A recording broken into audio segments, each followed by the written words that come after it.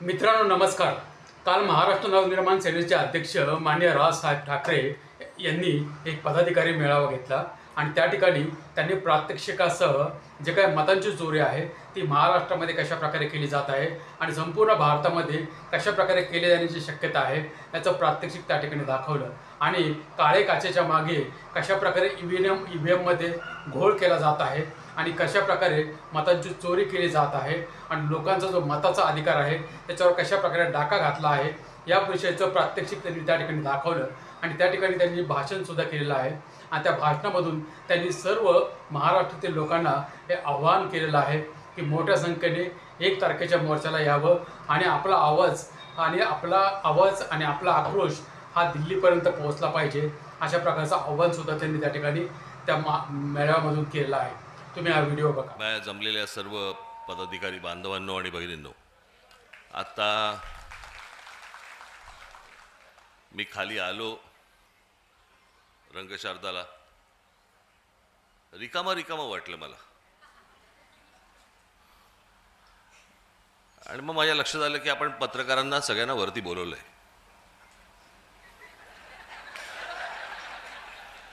खाली कोणीच नव्हतं.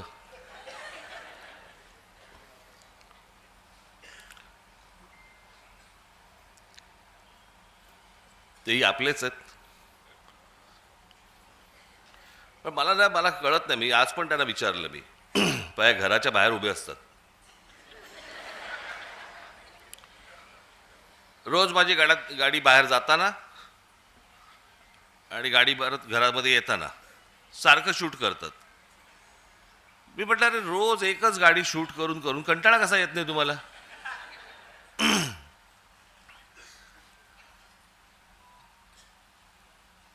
बरं, आज आमची तिकडे ती यशवंतराव चव्हाणला आमची बैठक होती.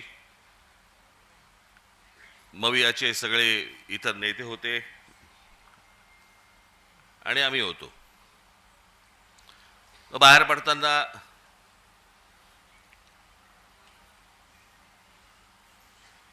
मी आणि उद्धव बाहेर पडलो.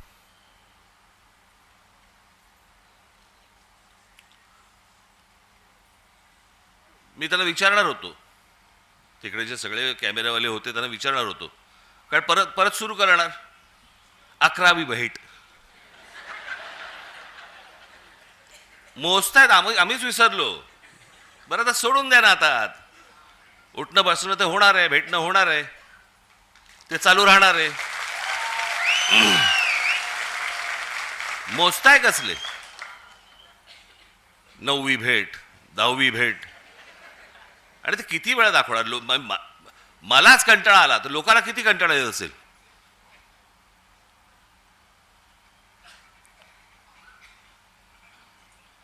आज मी तुमच्या समोर जो आलोय, आजपर्यंत आपले अनेक कार्यक्रम झाले, अनेक शिबिरं झाली, मेळावे झाले, वर्धापन दिन होतात, काही वेळेला संगीताचे कार्यक्रम असतात, काही वेळेला नाटक आपण ठेवतो, नाटकं ठेवतो, काही वेळेला इतर काही सांस्कृतिक कार्यक्रम असतात. असे विविध कार्यक्रम असतात ना. आज म्हटलं तुम्हाला जरा वेगळं दाखवावं. आज तुमच्यासाठी मी जादूचे प्रयोग आणलेत.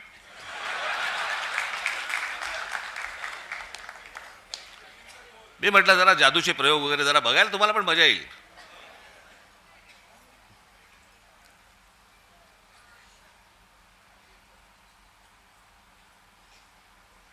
आता ज्याच्यासाठी म्हणून संपूर्ण देशभर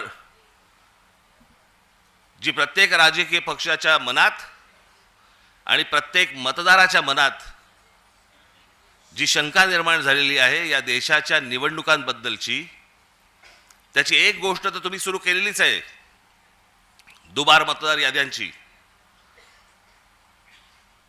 हे दुबार, 3 बार, 4 बार सगळं सुरूच आहेत. पण नुसतं तिकडे लक्ष ठेवून फक्त चालणार नाहीये तुम्हाला. जे मी 2017 पासून जे ओरडून सांगतोय, त्यावेळेला मी जे बोलत होतो, आज जे बरोबर आहेत त्या राजकीय पक्षांनी गांभीर्याने घेतलं नाही. मी त्यावेळेला पण हेच सांगत होतो की मतदार याद्या आहेत, पण ही निवडणूक जी मशीन्स आहेत याच्याकडे तुम्हाला दुर्लक्ष करून चालणार नाही. आणि म्हणून मी आज तुमच्यासमोर हे इलेक्ट्रॉनिक मशीन हे तुमच्यासमोर आणले आणि त्याच्यामध्ये कशा प्रकारचा गोंधळ होतो आणि म्हणून ते सगळं सादर करणार आहेत. मी पहिलं नाव विसरलो, पटेल ना, अमित उपाध्याय, आणि दुसरे कोणतरी पटेल होते. अमित उपाध्याय ना तुम्ही, यक्षित पटेल. मी म्हटलं पटेल असेल तर बरं होईल, नंतर त्रास नाही होणार त्यांना. त्याच्यामुळे मी श्री उपाध्याय आणि पटेल यांना मी इथे व्यासपीठावरती यायला विनंती करतो. या आपण.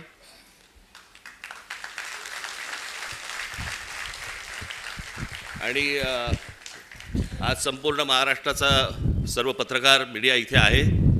आपणही, मी माझं बोलून झालं की इथे बाजूला जरा थांबणार आहे, त्यांचं पूर्ण झालं की मी परत आपल्यासमोर येणार आहे. तर मला असं वाटतं आपण दोघांनी महाराष्ट्राला हे सर्व जादूचे प्रयोग एकदा दाखवावेत, कळलं का? आणि त्याच्यातनं सगळ्यांचे डोळेही उघडतील, लोकांपर्यंतही हे पोचेल काय चाललंय महाराष्ट्रात आणि देशात, हेही मला असं वाटतं सर्वांना समजेल, तुम्हालाही समजेल. त्याच्यामुळे ह्या गोष्टींकडे दुर्लक्ष करू नका. मी आपल्याला थोड्या वेळाने भेटतो. धन्यवाद. सुरू कर. आवाज येते?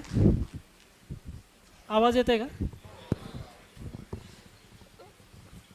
माझं नाव अमित उपाध्याय आणि मी EVM हटाव सेनातर्फे इकडे आमची बनवलेली डेमो EVM मशीन, ही EVM ही जी मशीन आहे ती आम्ही बनवलेली मशीन आहे, ही इलेक्शन कमिशनची मशीन नाही आहे. तर या डेमो मशीनमध्ये आम्ही इलेक्ट्रॉनिक आणि पेपर वोट दोघांची इकडे चोरी कशी होऊ शकते ते करून दाखवणार आहे. तर आम्ही हे कुठे क्लेम नाही करत आहे की अशी चोरी तिकडे झाली तशी झाली. आम्ही हे म्हणतो आहे का जर असा हा प्रोग्राम जे आम्ही याच्यामध्ये चोरीचा प्रोग्राम टाकला आहे, जर तो इलेक्शन कमिशनच्या मशीनमध्ये आहे तर तिकडे पण चोरी होऊ शकते. तर ही मशीन जी आहे ती राहुल चिमनभाई मेहता यांनी बनवलेली आहे आणि त्यांचा जो क्वालिफिकेशन आहे ते Delhi IIT pass out software engineer आहेत आणि त्यानंतर जाऊन त्यांनी US कम्प्युटर सायन्समध्ये मोठी डिग्री घेतली आहे. त्यांना ही चोरी जेव्हा समजली त्यावेळी हे डेमो मशीन त्यांनी बनवली आणि या डेमो मशीनमध्ये आता आम्ही थेट काम चालू करू आणि आपण काय चोरी कशी होऊ शकते ते बघू. आता हे डेमो चालू करण्याचा अगोदर हा आपला VVPAT आहे. VVPAT म्हणजे ज्याच्यामध्ये आपल्याला पावती दिसते. हा बॅलेट युनिट आणि कंट्रोल युनिट आहे. बॅलेट म्हणजे जिकडे आपण बटन दाबतो आणि कंट्रोल युनिट म्हणजे ज्याच्यामध्ये इलेक्ट्रॉनिक वोट जाऊन सेव्ह होतात. तर आपण इकडे चालू करू पहिला प्रकार. तर आपण बघू शकता बॅलेट युनिटमध्ये, मी कॅमेरामॅनला रिक्वेस्ट करणार का इकडे बघा, याच्यावर थोडं झूम केलं तर आता आपल्याला काय दिसतं, इकडे 3 कॅन्डिडेट्स आहेत. एक आपला सफरचंद आहे, केळा आहे आणि कलिंगड आहे. आणि आपण आता डायरेक्ट वोटिंगला लागू. तर वोटिंग चालू करण्याच्या अगोदर मी सगळ्यांना दाखवतो पहिले हे VVPAT उघडून का VVPATमध्ये कुठलीही पावती नाही आहे. VVPATमध्ये पहिल्यापासून कुठलीही पावती नाही आहे, म्हणजे कुठलीही वोटिंग नाही झाली आहे.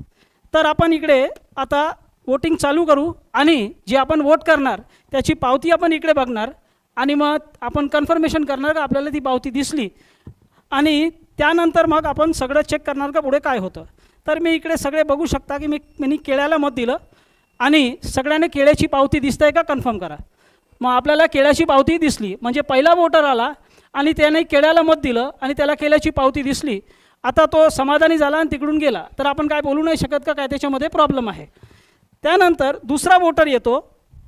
दुसरा वोटर पण समजा असा आहे का तो एकच फॅमिलीचा आहे किंवा एकच एरियाचा आहे आणि एकच मानसिकतेचा आहे, तो पण केळ्याला मत देतो असा होतो. आता परत समजा मी केळ्याला मत दिलं तर आपण बघू इकडे आपल्याला काय दिसतं, परत केळ्याची पावती दिसली. या प्रकारे 2 वोटर आले, दोघांनी केळ्याला मत दिलं आणि केळ्याची पावती पण बघितली. आता ते समाधानी होऊन गेले. त्यानंतर आपण काय करतो, आपण एक मत कलिंगडला देतो. आता कलिंगडला मत दिलं, आपण परत कलिंगडची पावती कन्फर्म करू. आपल्याला कलिंगडची पण पावती दिसली. या प्रकारे 3 वोटर आले, 2 केळ्याचे आणि 1 कलिंगडचा. त्यानंतर चौथा वोटर येतो आणि चौथा वोटरनी पण कलिंगडला मत दिलं अशा प्रकारे 2 वोटर केळ्याचे आणि 2 वोटर कलिंगडचे. आता 4 वोट झालेत. आपण तिसरा कॅन्डिडेट जो आहे केळा सफरचंद, त्याला आपण एक मत त्याला पण देऊ. मग आपण सफरचंदला पण मत दिलं. आता सफरचंदची पण पावती बघा. असे 5 वोटर आले. सगळ्यांनी आपला वोट केलं. 2 केळ्याचं, 2 कलिंगडचं आणि 1 सफरचंदचा. याप्रमाणे वोटिंग झाली. आता समजा इलेक्शन संपलं आहे. आज इलेक्शन होता, इलेक्शन संपलं. 3 दिवसानंतर आपण इलेक्शनचा निकाल बघू. पहिले आपण जो इलेक्शनचा निकाल बघणार तो इलेक्ट्रॉनिक वोट असेल. तर इलेक्ट्रॉनिक वोट म्हणजे जे आपल्याला दिसत नाही आणि त्याची काउंटिंग काय दाखवते बघा. मी कॅमेरामॅनला रिक्वेस्ट करणार का ते फक्त या LED वर झूम करा, तर सगळ्यांना तो निकाल दिसेल. निकाल असा येतो आहे का 3 वोट जे आहे ते सफरचंदाला भेटले आहेत, 1 वोट जे आहे ते केळ्याला भेटलं आहे आणि 1 वोट जे आहे ते कलिंगडला भेटलं आहे. पण आपण काय वोट केलं होतं हे आपल्याला माहिती आहे. 1 वोट आपण केला होता सफरचंदला आणि 2 केले होते केळे आणि कलिंगडला, आणि आपण त्याची पावती पण बघितली होती. तर आपण आता बघू की याच्यामध्ये आपल्याला काय दिसतं आहे. आपण हे सगळं बघितल्यानंतर आपल्याकडे एकच उपाय आहे. भरपूर आमदारांनी हे केलं पण होतं का बाबा आम्ही पैसे भरू आणि VVPATची मोजणी करू. VVPATची पावती जर 100% मोजणी केली तर चोरी पकडली जाणार असे बोलणारे बोलतात. पण तर आपण इकडे काय करू, ते याला उघडू आणि चेक करू. पहिले आपण बघितलं होतं की याच्यामध्ये कुठलीच पावती नव्हती. तर एक एक करून उघडणार. पहिला हा आपण हे बघू शकता केळ्याचं. दुसरा हे बघा, हे केळा, हे कलिंगड. परत बघा, हे परत सफरचंद. या प्रकारे सफरचंदचे 2 मत झाले. आपण एकच दिले होते. आणि इलेक्ट्रॉनिक वोटच्या बरोबर जर याची आपण मॅचिंग केली तर 100% मॅचिंग झाली. म्हणजे इलेक्ट्रॉनिक वोट आणि पेपर स्लिपचे वोट हे 100% मॅचिंग करून आपला हा प्रोग्राम हा आपल्याला वोट चोरी करून देऊ शकतो. आता हा प्रोग्राम जर इलेक्शन कमिशनच्या मशीनमध्ये आहे तर प्रॉब्लेम आहे, नाहीतर मग आम्ही हे तुम्हाला खेळ दाखवतो आहे. तर पुढे काय समजायचं ते आपण समजू शकता. आता ही चोरी आपण बघितली. या चोरीला हॅकिंग नाही म्हणत, या चोरीला प्रोग्राम टाकून चोरी म्हणतात. जे आपण ऐकलं आहे त्या हॅकिंग नाही आहे. हे हॅकिंगशिवाय कशी चोरी होऊ शकते ते आपण याच्यामध्ये बघितलं. तर ही चोरी जी झाली ती कशी झाली हे आपण परत समजण्यासाठी परत इकडे वोटिंग स्टार्ट करू आणि बघणार का आपल्याला काय दिसतंय. पहिले आपण बघून घ्या आतापर्यंत कुठली वोटिंग नाही झाली आहे. तर इकडे आपला प्लीज डू वोटिंग म्हणजे 0 वोट. आणि आता हे आपण VVPAT पण बघतो, याच्यामध्ये पण पावती नाही आहे. तर ही जी चोरी झाली त्याला समजण्यासाठी आपल्याला थोडासा हे VVPATचं माहिती पाहिजे. तर आपल्याला ब्लॅक ग्लासची जर स्लाईड्स आली तर बरं होईल. हे या VVPATमध्ये 2017च्या जवळ असा काळा कास लावला गेला होता. अगोदर जो VVPAT होता त्याच्यामध्ये काळा कास नव्हता. आता हे काळा कास लावल्यानंतर काय गोळ होऊ शकतो हे आपण समजण्याचा प्रयत्न करू. आता मी हा काळा काच काढला आहे, काळा काच काढून बाहेर ठेवला आहे आणि परत 30 वोटिंग आपण करत बघू. तर परत मी तशीच वोटिंग करतोय आणि आपण बघू शकता की केळ्याची पावती आली, लाईट पेटली, आपल्याला व्यवस्थित केळ्याची पावती दिसते. जेव्हापर्यंत लाईट आहे ती पावती दिसणार. आणि जर हा काळा काच काढला, काळा काच इकडे ठेवला तर आपल्याला काहीच नाही दिसणार. जे दिसणार आहे ते तेव्हाच दिसणार जेव्हा पहिल्यासारखा VVPAT असेल. पहिल्याचा VVPAT जो होता त्याच्यामध्ये काळा कास नव्हता. आता काळा कास लावल्यानंतर वोट झाल्यावर पहिला वोट जेव्हा वोट करणार त्याला त्याची पावती दिसणार फक्त लाईट पेटल्यावर. तर ही लाईट जी आहे ती 8 सेकंदासाठी पेटते आणि 8 सेकंदामध्ये आपल्याला ती पावती दिसते. पण ती पावती जर त्याचा वोट चोरी करायचा असेल तर ही पावती हा प्रोग्राम अडकून ठेवणार, त्याला खाली पाडणार नाही. आणि दुसरा वोटर जो येणार वोट करायला त्याला ही पावती दिसणार नाही. तर काळ्या काचच्या मागे अशी पावती अडकलेली आहे हे दुसरा वोटरला माहीत नाही पडणार. तो येतो, तो पण केळ्याला वोट देतो आणि आपल्याला इकडे काय दिसतं, दुसऱ्या वोटरसाठी परत इकडे लाईट पेटवली जाईल आणि त्याला पहिल्याची पावती दिसेल. आणि अंधारात काय होतं बघा,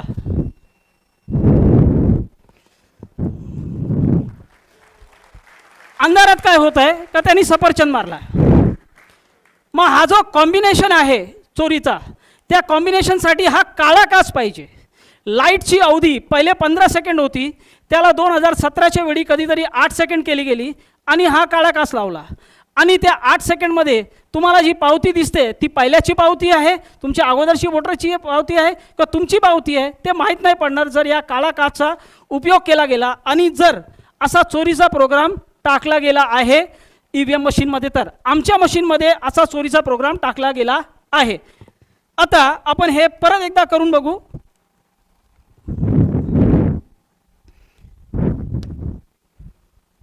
मी आता इकडे कलिंगडला मत देतोय.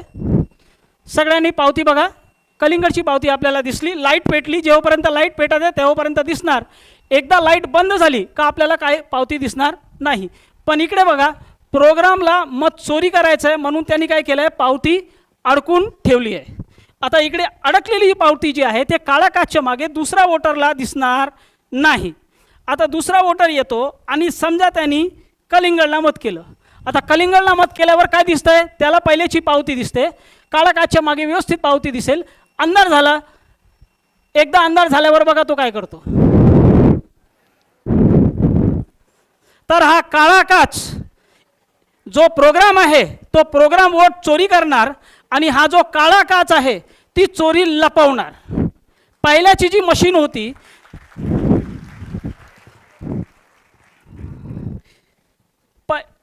पहिल्याची जी मशीन होती त्याच्यामध्ये हा काळा काच न होता आणि त्याला वापरलं गेलं होतं. आता आपण जर पाहिजे तर याला मॅचिंग करून बघू शकतो. हे बघा, परत मॅचिंग झाली.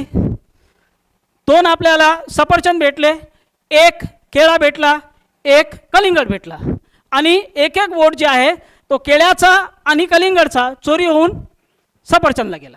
आपण 4 वोट केले होते.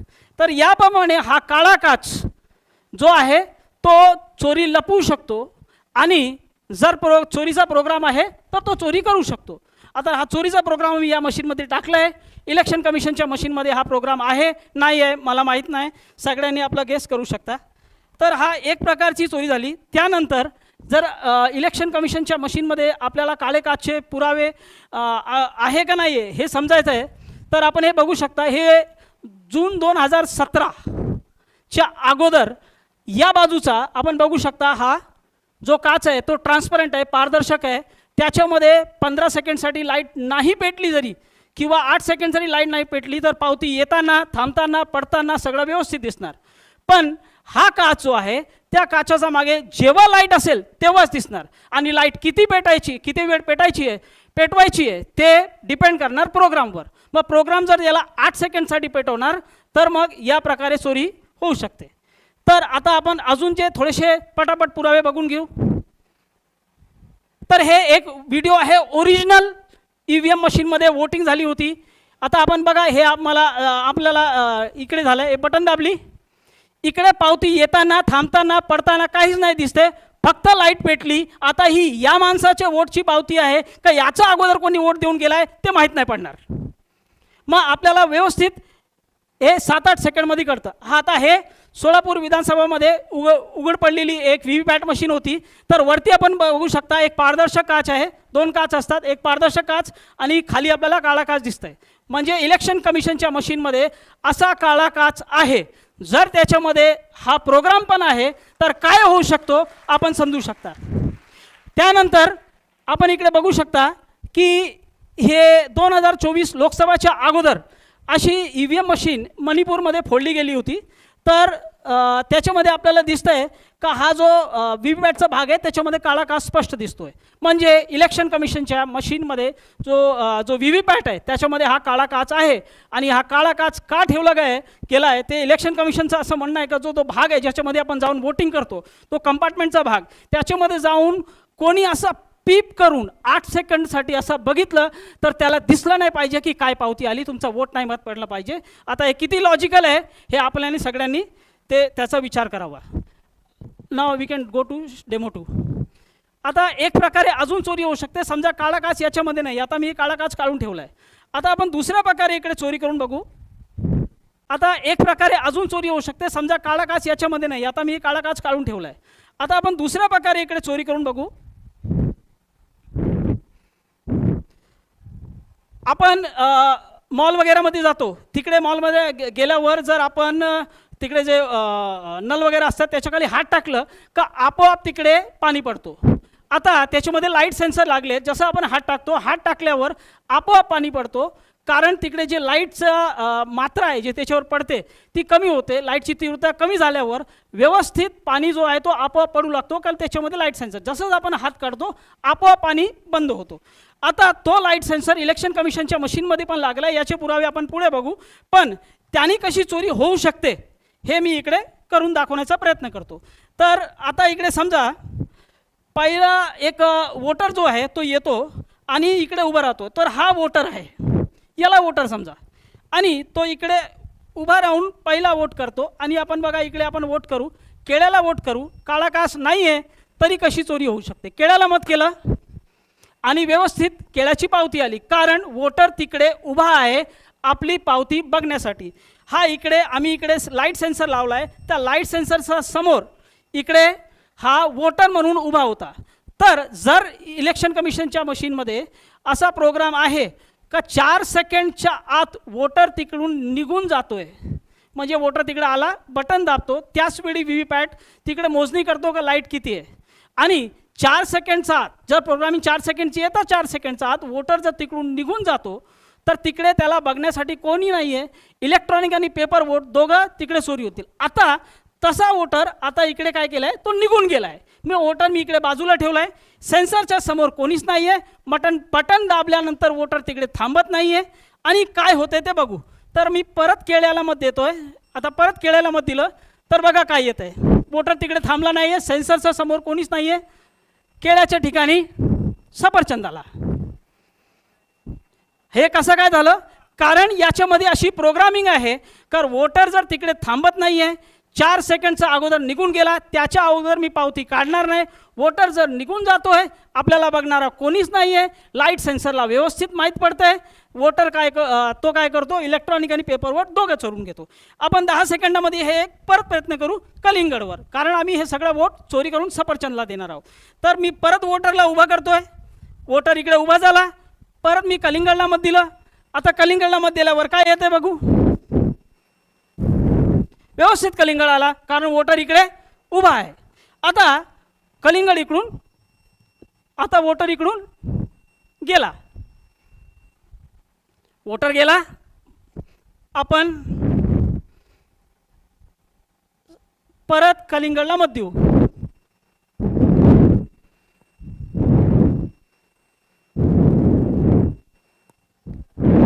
सफरचंद.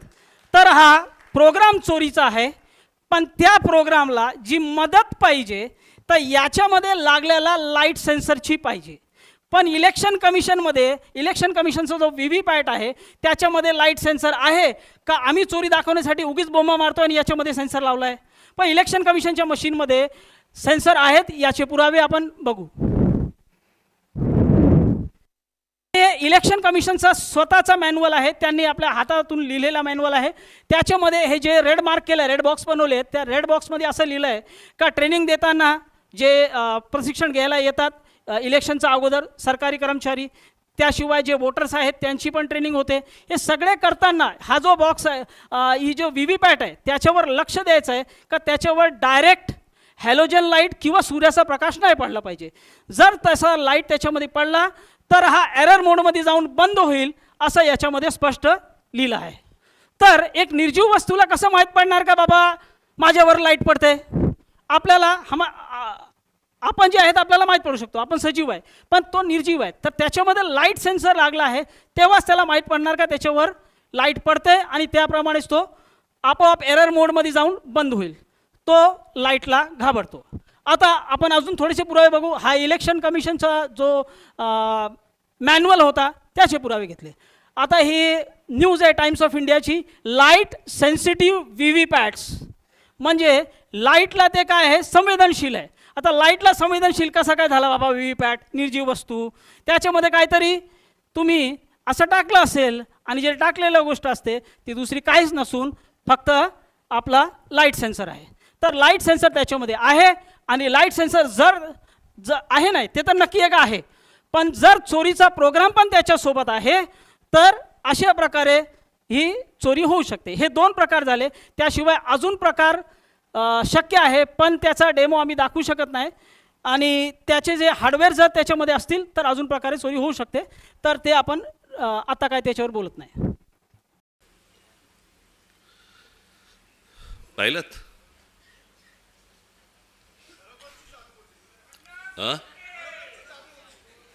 काय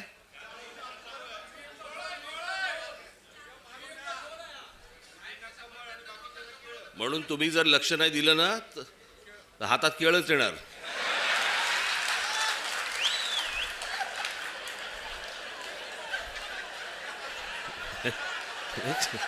एक सांगितलं तुम्हाला.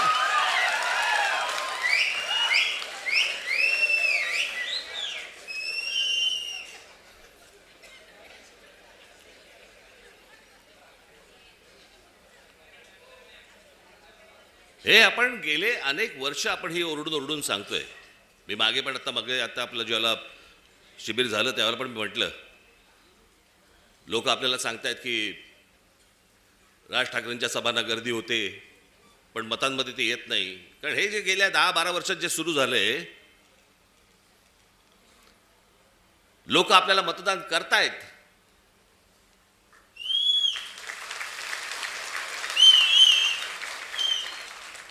पण या सगळ्या भानगडीमधनं आपल्याला दरवेळेला पराभव पत्करावा लागतो. अनेकांना वाटेल की बाबा मी काहीतरी कारण देतोय. कारण काय द्यायची, अख्खा देश बोंबलतोय. आणि या सगळ्या प्रक्रियेमधनं मग सत्तेमध्ये यायचं आणि मग हवी तशी सत्ता राबवायची. बरं, आपण काय सांगतो आहोत त्यांना? आपण त्यांना सांगतो आहोत मतदार याद्या स्वच्छ करा. 5 वर्ष निवडणुका झालेल्या नाही आहेत या महाराष्ट्रामध्ये स्थानिक स्वराज्य संस्थांच्या. मतदार याद्या स्वच्छ करा. अजून 1 वर्ष लागलं तरी चालेल, 1 वर्षाने निवडणुका घ्या, काय फरक पडतो? आणि उद्या मतदार याद्या ज्यावेळेला स्वच्छ होतील त्यावेळेला ज्याचा विजय होईल, ज्याचा पराभव होईल, आम्हाला मान्य आहे. उद्या आज जर जे सत्तेवरती आहेत त्यांचा जर समजा विजय झाला, मतदार याद्या पूर्ण पारदर्शक झाल्यानंतर, आम्हाला मान्य आहे. पण ह्या सगळ्या गोष्टी सगळ्या लपवायच्या आणि लपवून लपवून लपवून लपवून त्याच्यातनं निवडणुका घ्यायच्या. मॅच तर फिक्स आहे भाई. ज्या वेळेला मॅच फिक्सिंग आपल्या क्रिकेटमध्ये ज्या वेळेला झालं त्यावेळेला अझरुद्दीन पासून सगळ्या लोकांना त्यावेळेला काढून टाकलं होतं. जडेजापासून काढलं होतं ना. इथे कोणालाच काढत नाहीत.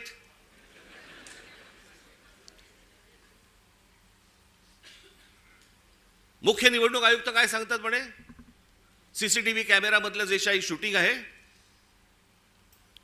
ते म्हणे प्रायव्हेट आहे. प्रायव्हेट काय काय काय त्यांनी शब्द वापरला? हा, त्याची प्रायव्हसी कसली आली? एखादा माणूस मतदान कुठे करतोय, मत कुठे देतोय, ही प्रायव्हसी असू शकते. मतदार कसा प्रायव्हसी त्याची असेल जपायची? आम्हाला माहिती आहे की मतदार कोण आहे ते. जे पटत नाहीत, जे पचत नाहीत असे कोणते तरी उत्तर द्यायची आणि त्या सगळ्या भानगडीमध्ये या सगळ्या निवडणुका घ्यायच्या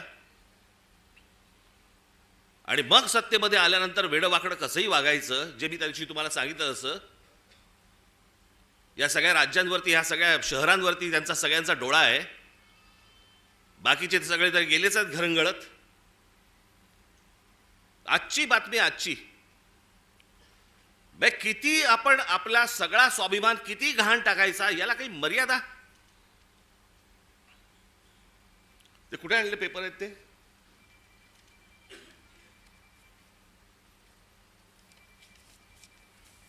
म्हणजे हा मनात ह्यांचा विचार येतो कसा? ही आजची टाइम्स ऑफ इंडियाची बातमी आहे, इंडियन एक्सप्रेसची बातमी आहे आणि मला असं वाटतं ती कुठचं दुसरा वर्तमानपत्र, दिव्य मराठी. बाकीच्या वर्तमानपत्रामध्ये मी शोधत होतो पण त्याचा GR देखील आलाय आणि हे एकनाथ शिंदेचं खातं. काय करतायत हे जर ऐकाल ना, नाही तुमची तळपायाची आग मस्तकात गेली तर सांगा मला. नरेंद्र मोदींच्या 75व्या वाढदिवसानिमित्त टुरिझम डिपार्टमेंट महाराष्ट्रामध्ये काही टुरिझमचे स्पॉट काढतायत आणि त्याची केंद्र काय, त्याचं नाव काय दिलं, नमो केंद्र, नमो टुरिझम सेंटर्स. ही नमो टुरिझम सेंटर्स कुठे काढतायत? शिवनेरीवर, रायगडावर, राजगडावर. जिथे फक्त आमच्या महाराजांचं नाव असलं पाहिजे, इथे हे टुरिझमचे आता सेंटर्स काढायला निघालेत. मी आत्ता सांगतोय, सत्ता असो नसो, वर नाही, खाली नाही, आजूबाजूला नाही, कुठेही नाही,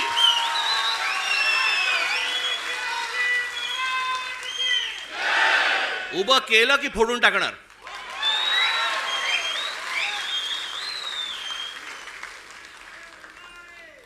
मला स्वतःला मुख्यमंत्री करा म्हणून किती लाचारी करायची. बरं, हे वरती पंतप्रधान देखील माहिती नसेल की खाली काय चाटुगिरी चालू आहे. इथपर्यंत हे कशात नाही येतं, ही सत्ता डोक्यात गेली ना की आम्ही वाटेल ते करू. शिवाजी महाराजांचे गडकिल्ले असू देत, त्याचं काही असू देत, मला मुख्यमंत्रीपद मिळालं पाहिजे, मला सत्ता मिळाली पाहिजे, मला जे समोर दिसेल ते मला मिळालं पाहिजे. याच्यासाठी ज्यांना ज्यांना काही मला खुश करता येईल ते मला खुश करावं लागेल. मुंबईमधल्या जागा द्यायच्या आहेत, अडाणलेला देऊन टाका, तो बोट ठेवेल तिकडे जागा देत आहेत.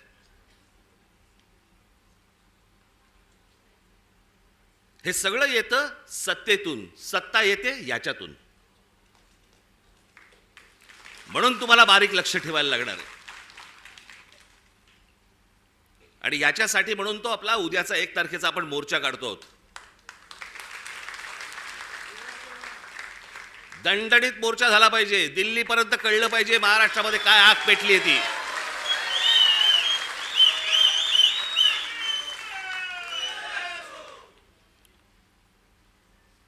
शिवाजी पार्क सारखी ती परिस्थिती नाहीये तिकडची. त्याच्यामुळे तिकडे बसेस किती तिकडे जाऊ शकतात वगैरे मला माहिती नाहीये. पण तुम्हाला, माझ्या खास करून माझ्या महाराष्ट्र सैनिकांना, मी आज हे आमचे चॅनलचे सगळे बांधव भगिनी आले, त्यांच्या मार्फत मी माझ्या सर्व महाराष्ट्रातल्या सर्व मतदारांना, माझ्या महाराष्ट्र सैनिकांना सर्वांना मी सांगतोय की या मोर्चात सामील व्हा.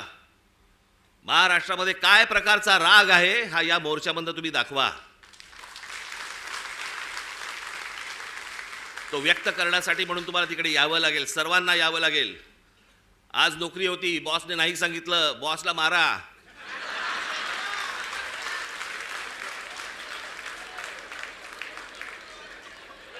शनिवार पुरता 1 मत त्याच्या गालावर द्या. आणि मला असं वाटतं तुमचा बॉस पण मतदारच असेल, त्यालाही घेऊन या. पण हे जे चाललंय हे या महाराष्ट्रातल्या, या देशातल्या प्रामाणिक मतदाराचा अपमान सुरू आहे. तो मतदार उन्हातानामध्ये रांगेमध्ये उभा राहतोय, त्याला ज्याला हवंय त्याला तो मतदान करतोय. पण येणारे जर समजा रिझल्ट समजा विचित्र लागणार असतील तर मला असं वाटतं की त्याच्या तो मताचा अपमान आहे. हे सगळं सुधारलं पाहिजे, हे सगळं नीट झालं पाहिजे. या देशातल्या निवडणुका पारदर्शक पद्धतीने झाल्या पाहिजेत. उद्या जय कोणाचा पराजय कोणाचा आहे ते निवडणुकीनंतर बघता येईल, पण निवडणुका तरी पारदर्शक झाल्या पाहिजेत. अहो, हे मशीन्स तर कुठेच नाहीत जगात. अमेरिकेसारख्या देशामध्ये, सगळ्या पुढारलेल्या देशांमध्ये आजही तिथे बॅलेट पेपरवरती सगळे मतदान होतात. 3-4 देश आहेत जिकडे वोटिंग मशीन वापरलं जातं, तेही कुठे? आफ्रिकेत. पण जेवढे म्हणून पुढारलेले देश या जगामध्ये आहेत त्या सगळ्या ठिकाणी बॅलेट पेपर वापरला जातो. बरं, हे मी एकटा नाही बोलत आहे, हे पंतप्रधान नरेंद्र मोदी देखील बोललेत. त्यांचाही एक व्हिडिओ माझ्याकडे आहे, माझ्याकडे खूप आहेत.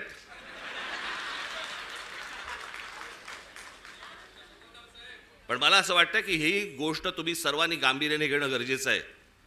परवाचा मोर्चा झाल्यानंतर तुम्हाला प्रत्येकाच्या यादी, आज सर्व इथे शाखाध्यक्ष आणि सगळेच मुंबईचे, ठाण्याचे, नवी मुंबईचे अनेक जण आलेले इथे, घराघरामध्ये जा, तुम्हाला चेहरे कळले पाहिजेत. आमचा गजानन कुठे गेला? काळे गजानन, आमच्या गजाननने काल एक गोष्ट शोधून काढली. तिकडे नवी मुंबई महानगरपालिकेचे आयुक्तांच्या बंगल्यावरती आयुक्ताच्या बंगल्यावरती 550 मतदारांची नोंदणी आहे. नवी मुंबई महानगरपालिकेच्या आयुक्ताच्या बंगल्यावर. तुझ्या इकडेच का काय? आता मला आठवत नाही, मला परवा दिवशी कुठेतरी एकाचा पत्ता सुलभ शौचालयाचा आहे. चला, बसला असताना सही घेतली काय?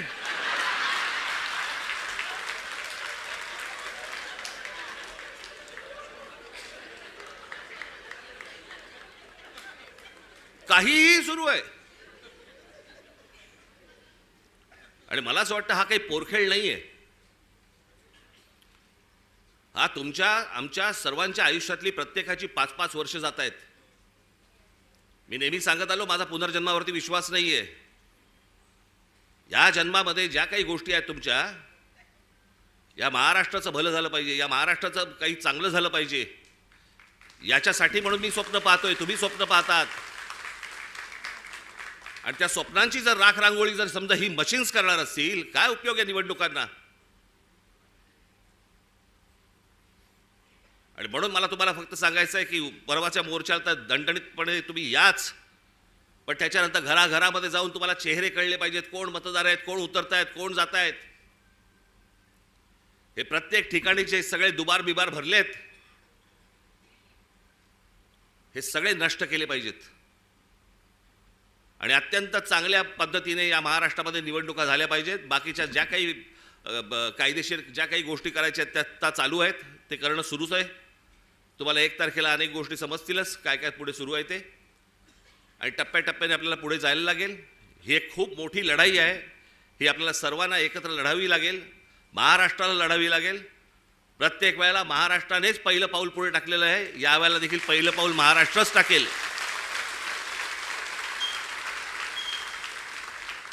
आणि म्हणून तुम्ही सर्वजण मोठ्या संख्येने येत्या 1 तारखेला आपण दणदणीत पद्धतीने सर्वजण तिथे हजर राहाल अशी एक आशा अपेक्षा बाळगतो.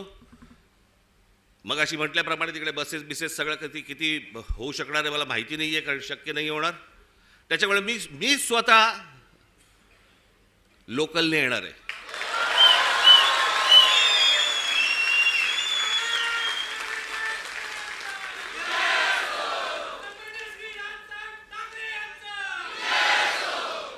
मागे एकदा मी डोंबिवलीवरनं आलो होतो. जातानाच मी खूप वर्ष झाली त्याला, बरीच वर्ष झाली त्याला, 3-3.5 तास लागले हो मला डोंबिवलीला पोचायला. गचा गचा गचा गचा गचा चालू आहे आपलं तिकडे त्या खड्ड्यामधनं. ट्रॅफिक जॅम, तो सगळा तो तुमचा शिळफाटा. तिथे पोहोचलं की तो शिळफाटा फाट्यावरच मारतो.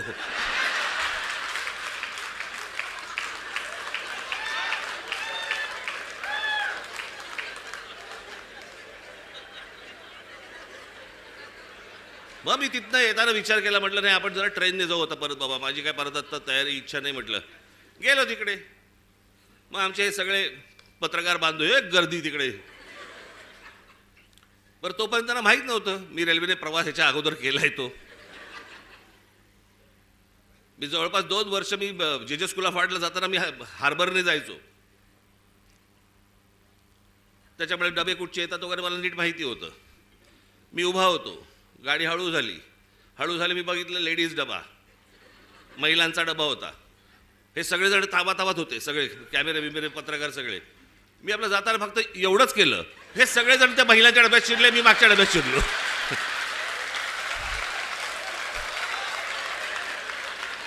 मी काहीच नाही केलं, मी फक्त एवढंच केलं ना. हे सगळेजण त्या डब्यामध्ये शिरले, मी पुढच्या डब्यामध्ये. आणि मग त्या जाळ्या होत्या, जाळ्यांमधनं शूट करत बसले मला सगळे.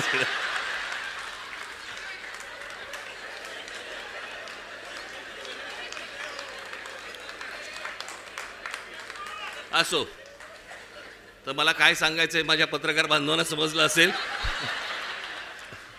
1 तारखेला विनाकारण गर्दी करू नका. तर मी 1 तारखेला तिकडे येणार आहे. रेल्वेने मी खूप अगोदरच पोहोचणार आहे तिथे. लवकर येऊन थांबणार आहे तिकडे. कुठे थांबणार ते सांगणार नाही तुम्हाला, पण अगोदर येणार. तुम्ही सगळेजण जोरदार तयारीला लागा. 1 तारखेला तर या, पण त्याच्यानंतर प्रत्येकाला घराघरामध्ये जाऊन सर्व मतदारांना आपण भेटा, त्यांच्याशी बोला, मतदार यादीमधलं नाव सगळ्यांची चेक करा, आणि मग जेव्हा कधी निवडणुका होतील, जेव्हा कधी काय होतील, त्यावेळेला आपण निवडणुका लढू. तोपर्यंत आज जे पाहिलंय ते घराघरापर्यंत पोचवा. धन्यवाद. जय हिंद, जय महाराष्ट्र.